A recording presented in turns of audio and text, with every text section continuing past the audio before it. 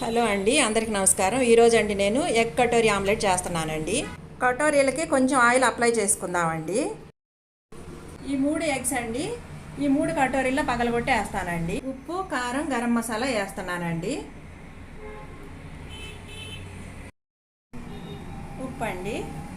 అన్ని కటోరీల్లోనండి carrot, spring onions, కొత్తిమీర, పచ్చిమిరపకాయలు వేసేసుకుందామండి. బాండీలో వాటర్ పోసానండి, దాని మీద స్టాండ్ పెట్టుకున్నాను.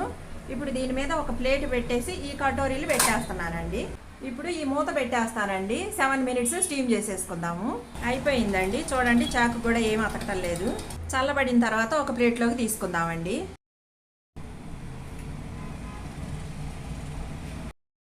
పిల్లలు కూడా చాలా ఇష్టంగా తింటారండి. హెల్దీ కటోరీ ఆమ్లెట్ రెడీ అయిపోయిందండి. మీకు నచ్చితే మాత్రం తప్పకుండా లైక్ చేయండి, షేర్ చేయండి, సబ్స్క్రైబ్ చేయటం మాత్రం మర్చిపోకండి.